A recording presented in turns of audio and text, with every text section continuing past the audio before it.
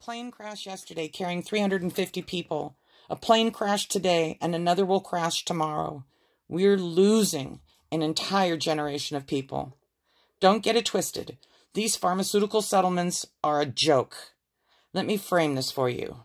What we are actually talking about is a mass genocide that was for profit. This isn't about a penalty. This isn't about a nuisance. This isn't about pollution that needs to be abated. These are real lives. These are real families. There are entire towns and communities that were destroyed by the actions of these companies. We now know what more people are dying because of their actions of these companies than died in the Vietnam, Afghanistan, Iraq, and Korean War combined. So we have to start calling this for what it is. It was a systematic, coordinated attack on an American families. And yes, we do need to be going after them for every single dollar. The American taxpayer should not be paying for the mess that they created. Let's first start off with the Purdue offer price tag of $12 billion. It doesn't even scratch the surface. The problem with the $12 billion settlement is that it creates an illusion of closure around this. There is no closure for families of loss. There is no closure for people who are still struggling on the streets, who have lost decades of their lives because they couldn't access services. $12 billion doesn't get us anywhere close to where we need to be. The $572 million that's coming out of Oklahoma, according to the judge in this verdict, is only to pay for 1 year of abatement. 1 year of services for that state. What are we going to do for years 2, 3, 4, 5, and 6? People need access to life-saving critical care support now. There are people who are literally dying on the streets because they can't get into treatment. They can't get the harm reduction services that are evidence-based to keep them alive until they find recovery. They can't get access to recovery support services. This is a crime in and of itself that we are not getting enough money to pay for these services. The pharmaceutical companies released havoc on our communities for their profit. We also can't forget the role that the federal government has played in kind of ignoring this crisis. The role of the FDA has played, the role the DEA has played.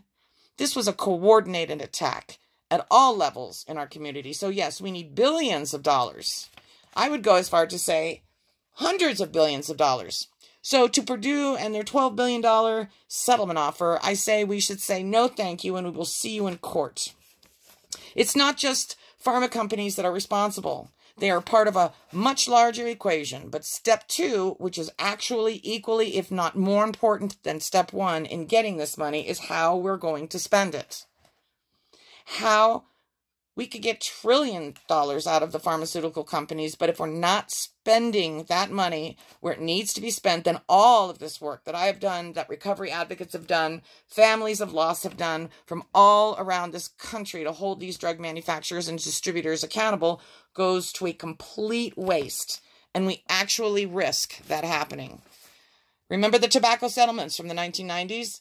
That is a great case study on how this money can be mismanaged and squandered. If Oklahoma's settlement and Purdue's offer to settle is any guide of what's going to happen next, then it looks like they're going to fumble the ball big time. Oklahoma's plan of putting that money in a shiny new university research center that's going to focus on addiction research, where we may not see outcomes for years to come, is not going to help. There are people who need help right now. There are infrastructures in place on the community level that can support those needs immediately. And we've got to get this money to them. We've got to start treating this like the public health emergency that it is. The government needs to realize that this is a much larger than just an opioid crisis. It is frustrating to hear the president and members of Congress addressing this in a silo like it's an opioid crisis and only offering solutions specific to opioids. What's going to happen when the next big drug epidemic balloons, which actually is happening right under the surface? We have a booming methamphetamine crisis, a booming cocaine and benzodiazepine crisis that's rearing its ugly head. In Oklahoma, where they just got this $572 million settlement, more people actually died last year from methamphetamines than died from opioids. So we need to be looking at building an infrastructure that supports recovery from all substances. We need a recovery-oriented system of care, a wraparound behavioral health support system that start treating this like an addiction crisis and not just an opioid crisis. I have seen some lucky people get the best help from county-run programs that are funded by Medicaid. It is a clear path to access treatment because of public services. Those services should not be about luck. Those services should be the norm in this country. Every single American should have equitable access to care, and it's a crime that that's not happening in the midst of the worst public health emergency crisis that we've seen in a generation. This can happen to anybody. Don't mistake yourself. Addiction doesn't happen because somebody wrote a script of pain medication. There's a deep-rooted issues, behavioral issues, deep-rooted trauma, mental health care that we need to be wrapping around when talking about this issue. It just doesn't happen in a vacuum. And that's why I hope the policymakers understand, especially when they start to spend the settlement verdict money that we set up in infrastructure in this country that supports a continuum of recovery, that supports people in treatment, that supports mental health. The system is currently broken. That is why 200 Americans a day are dying. And if you include alcohol and other drugs, it's over 350 people dying per day.